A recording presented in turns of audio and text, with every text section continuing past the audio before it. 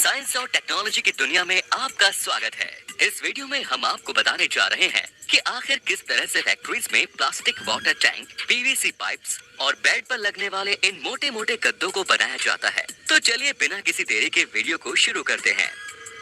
Mattress making process. Mattress यानी कि bed पर लगने वाले मोटे मोटे गद्दों को बनाने के लिए सबसे पहले एक स्टील के पतले वायर का इस्तेमाल किया जाता है। इस स्टील के वायर को एक मशीन में से गुजारा जाता है, जहां इस वायर की छोटी छोटी स्प्रिंग्स बनाई जाती है। फिर इन सभी स्प्रिंग्स को एक कॉटन के हल्के कपड़े में एक मशीन के जरिए पैक किया जाता है। ऐसे ये मशीन इन सभी स्प्रिंग्स को लगातार इस कपड़े में पैक करते जाती है। फिर एक मशीन के जरिए इन कपड़ों में लगे सभी स्प्रिंग्स को आपस में जोड़ा जाता है। इसके लिए इन स्प्रिंग्स को कॉटन की दो सीट के बीच में एक प्लेटफॉर्म पर खड़ा किया जाता है। यहाँ इन सभी स्प्रिंग्स के साइड और इसके नीचे वाली शीट के नीचे की तरफ एक मशीन की मदद से ग्लू लगा दिया जाता है और फिर एक स्प्रिंग्स की लंबी लाइन को इससे चिपका दिया जाता है। इस तरह से इन स्प्रिंग्स को आपस में दो शीट्स के बीच चिपकाते हुए इन स्प्रिंग्स का एक बेड तैयार कर लिया जाता है। इसके बाद बनाया जाता है इन गद्दों पर लगने वाले सॉफ्ट फोम को।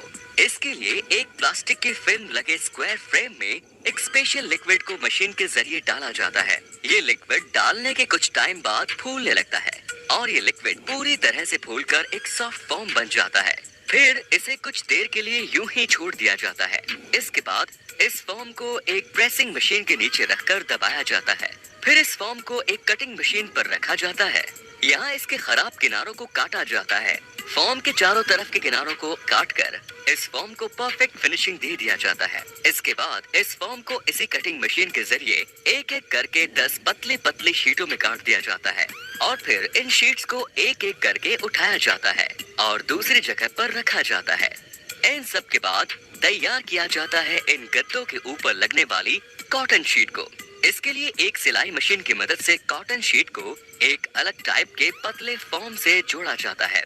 फिर इस तैयार शीट के एक्स्ट्रा किनारों को एक कैंची से काटकर हटा दिया जाता है और फिर इन किनारों की एक मशीन के जरिए फिर से सिलाई कर दी जाती है। फिर फाइनली इस स्प्रिंग वाले बेड को एक प्लेटफॉर्म पर रखकर इसके ऊपर फोम की एक पतली लेयर को लगाया जाता है। इसके लिए पहले स्प्रे गन से स्प्रिंग वाले बेड पर ग्लू को स्प्रे किया जाता है। इसके बाद इस फोम की शीट को हाथों से दबाकर अच्छी तरह से इस पर लगा दिया जाता है और फिर इस शीट पर इसी तरह से ग्लू लगाकर एक और फोम की शीट लगाई जाती है और फिर इस शीट पर फाइनली सबसे सॉफ्ट फोम की तैयार लेयर को लगाया जाता है। फिर इस तैयार बेड के साइड पर एक कपड़ा लगाकर इसे साइड से कवर कर दिया जाता है और फिर इसके ऊपर कॉटन की शीट लगाकर इसके किनारों को साइड वाले कपड़े से एक सिलाई मशीन की मदद से सिल दिया जाता है। फिर इस गद्दे को उल्टा रखकर इसके पीछे की तरफ भी एक कॉटन की शीट लगाई जाती है। इस शीट को लगाकर इसके किनारों को भी साइड वाले कपड़े से सिल दिया जाता है। इसके बाद ये गद्दा पूरी तरह से बनकर तैयार हो जाता है। फिर इस गद्दे को एक मशीन के जरिए प्लास्टिक फिल्म में कवर कर दिया जाता है और फिर इसे आगे एक मशीन से दबाकर इसको इस प्लास्टिक फिल्म में वैक्यूम कर दिया जाता है, जिसके बाद ये गद्दा पूरी तरह से चिपक जाता है। फिर आगे एक और प्लास्टिक फिल्म में इस गद्दे को रोल कर दिया जाता है। फिर इसे एक डिब्बे में डालकर पैक कर दिया जाता है। फिर जब इन गद्दों को इंस्टॉल करने के लिए इसकी प्लास्टिक फिल्म को जैसे ही हटाया जाता है तो ये गद्दे वापस से अपने रियल साइज में फूल जाते हैं। PVC pipe making. PVC garden pipe बनाने के लिए मेन रॉ मटेरियल होता है पीवीसी रेजिन। इस पीवीसी रेजिन को सबसे पहले एक मिक्सिंग मशीन में डाला जाता है। फिर इसमें स्टेबलाइजर, लुब्रिकेंट्स और कुछ प्रोसेसिंग एसिड्स को डालकर मिक्स किया जाता है और इन पीवीसी पाइप्स को अलग अलग कलर देने के लिए इस रॉ मटेरियल में कलर पिगमेंट को मिलाया जाता है, जिससे इन पाइप्स को अलग अलग कलर दिया जाता है। फिर इस रॉ मटेरियल को अच्छे से मिक्स करने के बाद इसे एक कंटेनर में निकाल दिया जाता है और कुछ देर ठंडा होने के लिए छोड़ दिया जाता है। फिर इस मटेरियल को एक कंटेनर में डाला जाता है। यहाँ इसे 150 डिग्री सेल्सियस तक गर्म किया जाता है, जिसके बाद ये मटेरियल एक रोटेटिंग डाई के ऊपर से होकर गुजरता है, जिससे ये मटेरियल इस डाई पर मेल्ट होकर राउंड पाइप की शेप में बाहर आते रहता है। फिर आगे इस पाइप को ठंडा करने के लिए एक वाटर टैंक से गुजारा जाता है और इसके ऊपर से भी लगातार पाइप से पानी इस पर गिरते रहते हैं। इसके बाद ये पाइप पूरी तरह से बनकर तैयार हो जाता है। फिर इस पाइप को 30 मीटर की लेंथ पर काटकर इनके रोल बना दिए जाते हैं। और इन्हें अच्छे से बांध करके इन्हें प्लास्टिक फिल्म से कवर कर दिया जाता है। इसके बाद इन्हें मार्केट में बेचने के लिए भेज दिया जाता है। और ठीक इसी तरह से ही सक्शन पाइप्स को भी बनाया जाता है। सक्शन पाइप के रॉ मटेरियल को भी इसी तरह से मिक्सिंग मशीन के जरिए तैयार करके एक कंटेनर में निकाल दिया जाता है। इस सक्शन पाइप में हार्ड और सॉफ्ट दोनों ही तरह के मटेरियल का यूज किया जाता है ताकि इस पाइप को हार्ड भी रखा जा सके और इसे मोड़ने के लिए थोड़ा सॉफ्ट भी रखा जा सके।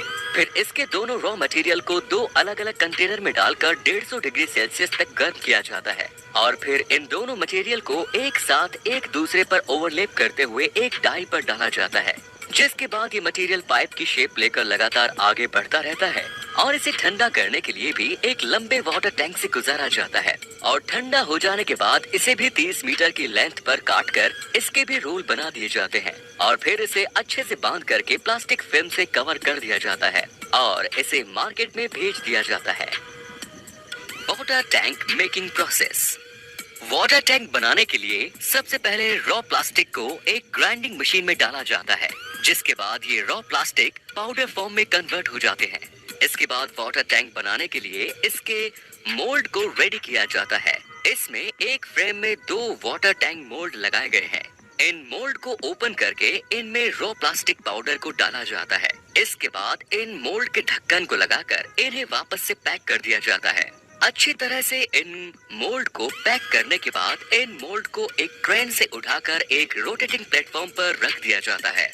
इसके बाद इनकी रोटेशन स्टार्ट कर दी जाती है और फिर इस प्लेटफॉर्म के नीचे लगे फ्लेम को भी स्टार्ट कर दिया जाता है। इसके बाद इन मोल्ड को अच्छे से इस प्लेटफॉर्म पर उल्टा सीधा घुमा घुमा कर इसे गर्म किया जाता है और इस मोल्ड में कुछ ऐसे हिस्से भी होते हैं जहां फ्लेम की हीट अच्छे से नहीं पहुंच पाती। इसके लिए एक व्यक्ति स्पेशली एक फ्लेम के पाइप को हाथ में लेकर इस मोल्ड को गर्म करता है। इस तरह से इस मोल्ड को गर्म करने से इसके अंदर डाला गया रॉ प्लास्टिक पाउडर मेल्ट होकर इस मोल्ड की दीवारों पर अच्छे से चिपक जाता है। फिर 20 मिनट बाद इस मोल्ड को कुछ देर तक रोककर इसका इंस्पेक्शन किया जाता है। अगर ये वाला प्लास्टिक मेल्ट होकर मोल्ड की दीवारों से अच्छी तरह से चिपक जाता है तो फिर इसमें प्लास्टिक की दूसरी लेयर बनाने के लिए इसमें एक बार फिर से प्लास्टिक पाउडर को डाला जाता है। इसके बाद मोल्ड का रोटेशन फिर से स्टार्ट कर दिया जाता है और फिर से घुमा घुमा कर इस मोल्ड को अगले 20 मिनट तक गर्म किया जाता है और ठीक 20 मिनट बाद इसके फ्लेम और रोटेशन दोनों को बंद कर दिया जाता है। फिर इसे क्रेन की मदद से उठाकर दूसरे रोटेटिंग प्लेटफॉर्म पर रख दिया जाता है। यहाँ इस मोल्ड को कूलिंग प्रोसेस से होकर गुजारा जाता है। यहाँ इन मोल्ड के ऊपर एक वाटर पाइप की मदद से लगातार पानी डाला जाता है ताकि इन मोल्ड को जल्दी से ठंडा किया जा सके। कुछ देर पानी डालने के बाद जब ये मोल्ड ठंडे हो जाते हैं तो फिर एक बार फिर से इन्हें एक क्रेन की मदद से उठाकर जमीन पर रख दिया जाता है और फिर कुछ टूल्स की मदद से इन मोल्ड को ओपन किया जाता है और फिर धीरे धीरे करके इनमें से वाटर टैंक को निकाल लिया जाता है। इनमें से वाटर टैंक को निकालने के बाद इनके एक्स्ट्रा प्लास्टिक को काटकर इनकी फिनिशिंग की जाती है।